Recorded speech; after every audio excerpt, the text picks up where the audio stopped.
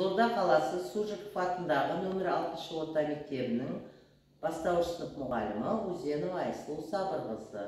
Қазір жаратылыстану сабағы. Сабақтың тақырыбы неліктен әр жануардың қорегі әртүрлі болады. Оқу мақсаты өсімдік қоректі жануарлар мен жыртқыш жануарларды ажырату.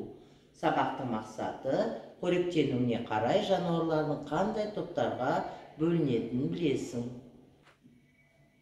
Саламатсыздар ма оқушылар? Оқушылар, берілген суретке мұқият қараңдар. Теректің тұрғындарын атап шық. Бұл жануарлардың әрқайсысы немен қоректенеді? Әр жануардың қорегінің әртүрлі болуының себебі не деп ойлайсың? Суреттегі жануарларды қоректенуіне қарай қандай топтарға бөлуге болады? Неліктен? Бұл топтарды қалай атар едің? Бұл топтардың әрқайсысына тағы қандай жануарларды қосуға болады? Ойланып көріңдерші.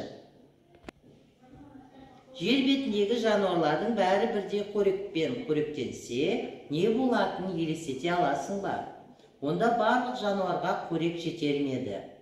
Бұл жағдайда тірі ағзалар қорек тапшылығынан жойылып кетер еді.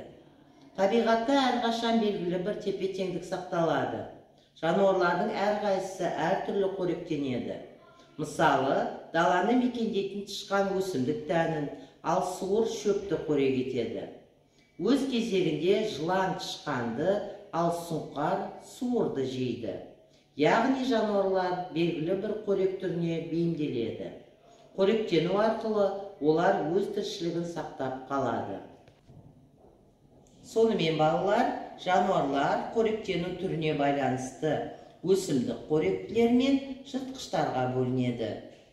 Өсімдік қоректілерге жеміс-жидек, гүл шірнесі, жапырақ, бұтақ, сабақ, тамыр, гүл сияқты өсімдік мүшелерімен қоректенетін жануарлар жатады.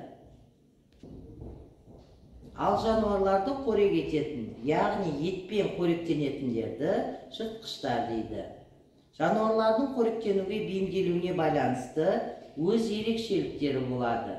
Мысалы, жыртқыш аңдар қорегін жұлып, кеміріп жейтіндіктен олардың өткір әрі үшкір тісі мен мықты тырнағы болады.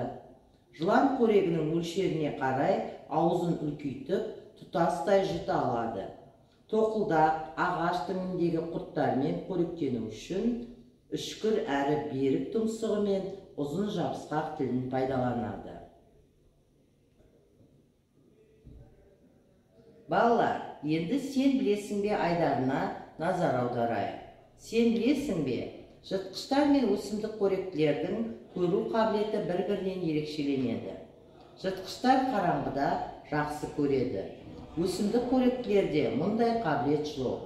Жыртқыштар түстерді ажырата алмайды, бірақ көзге көрінер-көрінбес қимылды байқап қояды.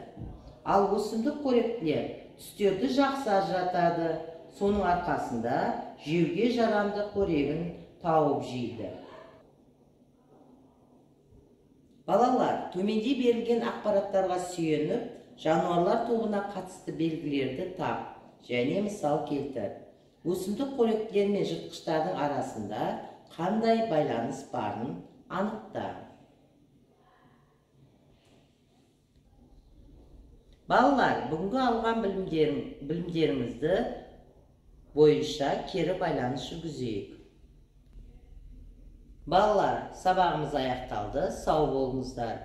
Үйге тапсырма 32-33 бетті оқу.